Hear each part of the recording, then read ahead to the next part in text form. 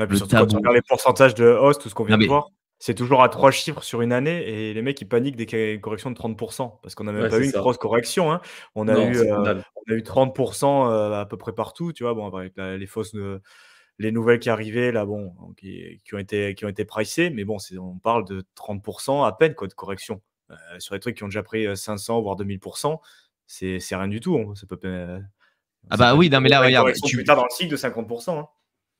tu prends, allez, n'importe quelle bulle, tu es à plus de 100% largement, tu vois, 113 pour les plus petites. Après, là, on est à combien? Il faudrait le voir. 18% sur cette année, mais ça, c'est le KCS. Bon, la plupart des bulles, tu es à plus 100%. Et tu regardes sur le mois, Ouais, c'est la ça, moyenne, c'est quoi? 30 C'est un 25-30. Allez, Ouais, voilà, 25-30. Si tu veux vraiment être un peu large, tu prends celles qui ont subi le plus, elles sont à moins 30. Et sur l'année, donc c'est-à-dire que tu es à au moins plus 70%. Et encore vraiment là sur les cryptos qui ont fait le moins de perf, hein. C'est clair. C'est Tu clair, prends c'est un pour ça, en fait, Pendle, tous tu ceux qui prends se ne font serait-ce que le avoir, BTC. Tu prends ne tous serait-ce que le ceux, BTC plus 137%. tous ceux qui se font avoir, c'est ceux qui n'ont pas de vision long terme, en fait, clairement, hein. Tu le vois, hein. Première correction, les mecs, ils paniquent. Bon, bah, ok, là, faut apprendre, hein. Tu te dis, j'ai fait trop de leverage, j'ai pas géré mon risque, je suis pas rentré dans des périodes qui étaient intéressantes. Et c'est ce qu'on explique depuis longtemps sur YouTube, hein. C'est jamais urgent d'investir, hein. Dès que vous ressentez une urgence d'investir, en général, vous pouvez revenir 2-3 mois après, vous pourrez acheter moins cher, c'est sûr. Bah, Il y c'est aura que vous êtes forcément en une train de correction. FOMO les bougies vertes, c'est tout. Ouais, c'est C'est ça. la même rengaine à chaque fois, hein.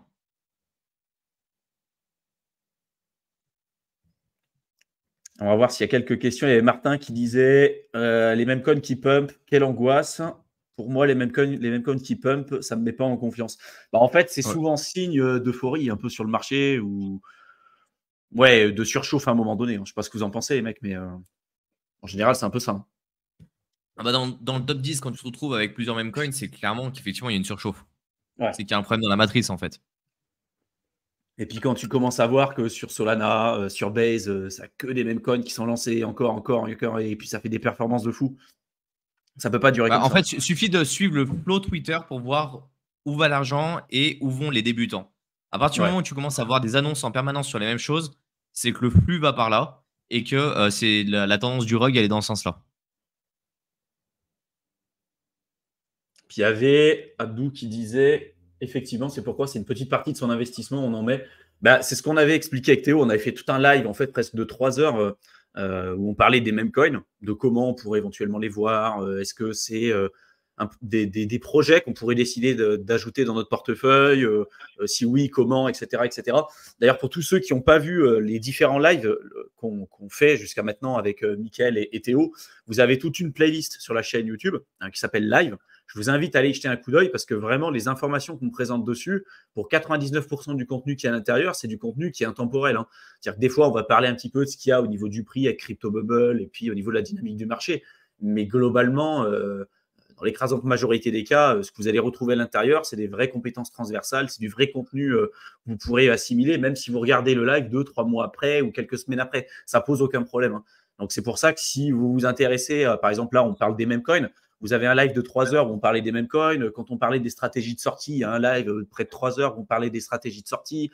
Vraiment, jetez-y un coup d'œil, hein. Sur la playlist live, il y a vraiment des trucs super que vous pouvez retrouver. Et l'idée, c'est de vous faire monter graduellement en compétences. Donc, vraiment, n'hésitez pas. Et oui, Hassan, tu peux poser des questions, Oui. c'est le but, hein.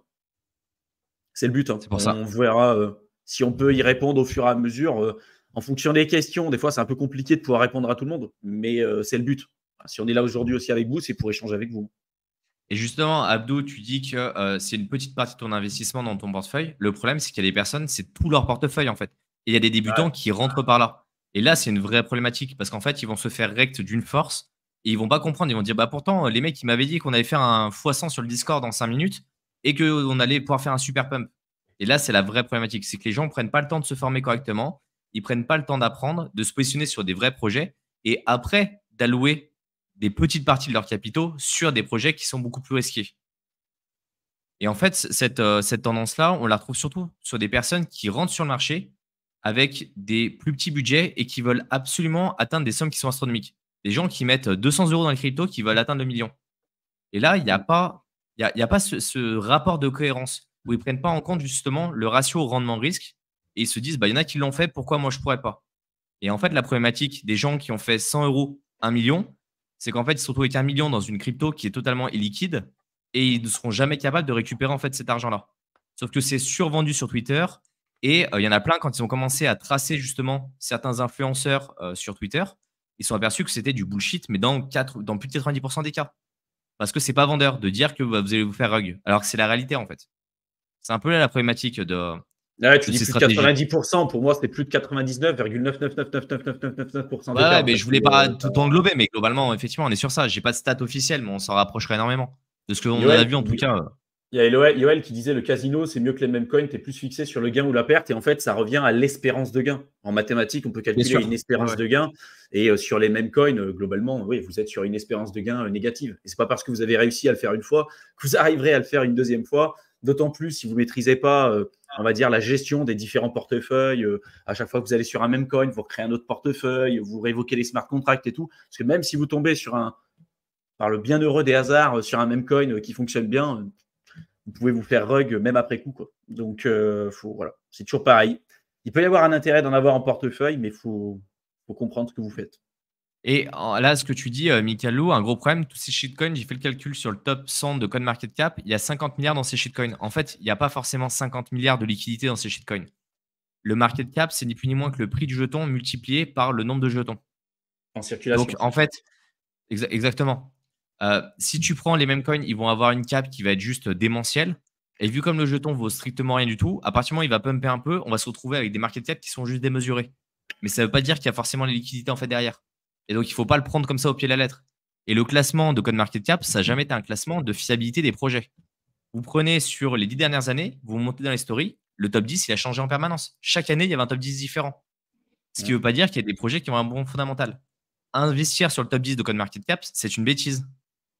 Il faut absolument prendre le temps d'analyser chaque projet, de voir s'il vous correspond en termes ratio-risque, prendre le temps d'investir sur des bonnes périodes et pas l'acheter parce que ça fait partie du top 10. Ça, c'est une grosse erreur. Après, tu vois, tu as quand même des grosses communes, hein, mais des projets aujourd'hui comme le Dogecoin a capé à plusieurs milliards, et ça fait depuis 2013 que ça existe, comme le Dogecoin, 2013-2014. C'est là que tu te rends compte que c'est fou parce que tu as des boîtes multinationales qui sont cotées au Nasdaq, mais qui sont cotées en bourse et qui n'ont pas ce niveau-là de valorisation. Et tu as des mêmes coins qui, pour le coup, arrivent à ce niveau de valo et qui arrivent à le conserver au fur et à mesure du temps. Je parle vraiment de cas ultra spécifiques, comme le cas du Dogecoin. Mais là, c'est l'exception. Pour moi, c'est l'exception qui confirme la règle, en fait. C'est l'exception. Comme dit Chris, hein, regarde. À l'époque, j'ai gagné 1000 milliards sur SafeMoon, jamais vu 1 euro. Ouais, mais en fait, c'est la réalité. C'est la réalité. Tu vas essayer de passer ton ordre. En fait, il n'y a pas de liquidité. Il n'y a strictement rien derrière, en fait. Ouais, c'est ça. Mais oui. C'est le gros problème. On est sur des montants qui sont complètement démesurés, en fait. Tu as 1000 milliards sur SafeMoon, nickel. Tu deviens l'homme le plus riche du monde. Avec du SafeMoon, c'est parfait. Tu sais, ça te fait penser au même. Tu te souviens, Théo, là, le poulet jaune, là, ouais. qui est à la table avec les investisseurs et tout. Et puis toi, c'est genre le poulet jaune, il parle, il dit bah, moi, j'ai tout mis, j'ai fait all-in sur un même coin. Tu vois. Là, faut que j'arrive à le retrouver, ce même. Il est hyper drôle. C'est Big Bird. Bah, moi, j'attendais justement, après 2021, les premiers investisseurs qui avaient débarqué avec des mecs du CAC 40 qui ont des boîtes qui pèsent assez lourd et qui rentrent dans des phases de négo. Comment t'es rentré par là, toi? Ah bah moi, j'ai acheté du Shiba, j'ai fait un fois 1 million sur le Shiba. Je vais t'apprendre le principe de l'économie, je vais t'apprendre à gérer une boîte maintenant. Tu dis, mais c'est fou, il y a une décorrélation des fois qui est hallucinante en fait. Mais s'il y a, ça a marché, pour moi, qu'il y a de l'avenir aussi, la même coin, il y aura toujours de la demande, il y aura toujours quelque chose d'intéressant à faire. Après, c'est juste à vous investir. En fait, le b.a.-ba du même coin, c'est que vous investissez sur un truc qui n'a aucune valeur fondamentale. Voilà. C'est du jour au lendemain, ça peut valoir rien du tout. Et vous pouvez vous en vouloir qu'à vous parce que vous avez investi sur un chat avec des bottes, avec une grenouille avec une écharpe. Et là, vous vous dites, punaise, qu'est-ce que j'ai fait, quoi. Et encore, ça, c'est pour les trucs les plus avancés. Hein. Parce que quand tu vois la tête de certains, clairement, ils sont même pas allés jusqu'à là. Ils t'ont mis juste un pauvre point avec 3 pixels à côté, c'est parti. C'est resté ça, ce même coin là. Attends, je vais partager mon écran. Ouais, je l'avais aussi. Tu l'avais aussi? Moi, j'ai pas le bon écrit là. Mais voilà, en gros, tu as tous ceux à côté là qui sont sérieux. Puis toi, tu es en plein milieu. Là, c'était un peu pareil. C'était toi, comment tu es devenu millionnaire? Là, tu as tous les autres. J'ai créé une start-up. J'ai investi dans des projets sérieux et tout machin. Et toi, j'ai fait all-in sur un vieux shitcoin. C'est marrant. Je vois qu'il y a pas mal de questions. On va peut-être apprendre un peu les Ouais, on va différentes prendre un peu. thématiques. Attends, je remonte parce que on en a sauté quelques-unes. Alors, voilà, mais vous en avez mis plein. Ouais, ils sont excités. Là. C'est bien. Layer 2 sur BTC me semble pas mal comme Merlin. Il y en a plein de Layer 2 qui sont en train d'arriver. Il faut aller les tester, il faut voir ce qu'elles apportent. Il y en a qui ont des avantages, d'autres qui ont des inconvénients et d'autres qui ont avantages et inconvénients. Il faut vraiment aller faire des tests dessus parce qu'il y en a plein qui promettent des mondes et merveilles. Et puis quand on sort l'alpha, elle est full buggée. Quand on sort la bêta, elle est inutilisable. Et donc, il y a des projets qui sont beaucoup plus anciens, de type Layer 2 sur BTC, qui n'ont jamais vraiment marché. Regardez du côté de Rootstock, Liquid ou Stacks, ils n'ont jamais bien décollé. Aujourd'hui, il y a un peu une nouvelle arrivée avec justement tout ce qui est ZK comme Citrea sur Bitcoin. Mais allez-y mollo. Franchement, faites des tests, faites-vous votre propre avis avant d'aller faire de la spéculation dessus parce que ça peut vous coûter très cher de ce côté-là. C'est clair. Ah, cette question, je l'adore. Dites-nous les Ouais. cryptos qui peuvent exploser prochainement. Tu trouveras Eh pas ben, ça chez vas-y. nous. Et bah voilà, dis-moi ça en commentaire parce que moi ça m'intéresse. Je les veux là, tu me fais une petite liste à l'après-vert là, un top 2024 et ça y est, je mets de l'argent sur tout direct sans réfléchir, c'est parti. Non Ouais, mais en fait, Hassan, on fait jamais ça sur cette chaîne. L'objectif, c'est vraiment de reprendre en main le côté investissement, de comprendre ce qu'on fait et on n'est pas du tout à chier quoi que ce soit. On fait pas de top 10, on fait pas de top 20. Voilà. C'est pas ici que tu trouveras ça. Il y en a beaucoup qui le font sur YouTube, qui font d'ailleurs énormément de vues pour la maigre qualité de contenu qu'ils font, malheureusement. Mais voilà. On sait que ça répond à une demande. Bah, on n'est pas sponsorisé, du coup on peut pas se permettre de chiller des projets. On n'a pas de token, on n'a pas de token sur ces projets-là, donc on peut pas se permettre de les chiller. Non, et puis c'est pas dans l'idée, clairement. Ça vous aiderait pas. C'est à la moindre baisse, là, comme il y a eu, vous lâcheriez tous vos tokens, vous seriez en perte totale, donc aucun intérêt. Creusez le fondamental, prenez le temps de réfléchir, utilisez le projet. Et après, s'il vous plaît, s'il est en rapport avec votre niveau de risque et votre allocation, vous y allez ou vous y allez pas, mais c'est vous qui décidez. C'est pas à nous de vous dire faut acheter ça, c'est du bullshit. Ouais. Et la preuve, la dernière fois que j'ai fait un live là, avec Théo sur la DeepMine, je prenais tous les projets qui étaient un peu en mouvance et je vous montrais des données chiffrées, chose que personne ne fait globalement sur YouTube. Et là, tout le monde dit ah ben t'es en train de descendre tous les projets. Non, d'un point de vue fondamental et objectif, je regarde vraiment l'utilisation des projets, combien ils ont de serveurs, combien ils ont de GPU, combien ils ont de CPU. Est-ce que c'est intéressant, comment ils sont utilisés? Et après, je décide ou non d'y aller. Mais ça marche comme ça en fait. On prend des données factuelles et après on prend une décision. On ne prend pas une décision parce qu'il y a un mec qui vous a dit que c'était bien. Ça marche pas comme ça. Ouais. D'ailleurs, il y a le replay du live, c'est DeepMind, mais il y a aussi pas mal de projets d'IA qu'on a bien démonté bien dans sûr, ce bah live-là. voilà, Donc allez le exactement. voir parce que ça va un peu de pair, tout ça. Et il y en a que Regardez ça a dans beaucoup la surpris playlist parce live, que hein. justement, ouais, il y en a que ça a pas mal surpris dans les commentaires parce que justement, c'est des projets qui sont énormément chillés par certains influenceurs. Et quand on prend des données factuelles, ben c'est moins beau. Il y a des choses qui sont intéressantes, il y a des choses qui le sont un peu moins, et il y a la réalité. Après, c'est comme tout. Hein. L'idée, c'est pas forcément de dire ouais, ce projet-là, il est pourri, il n'est pas intéressant, Non, ou c'est peu pas importe, mais c'est pas c'est de ça.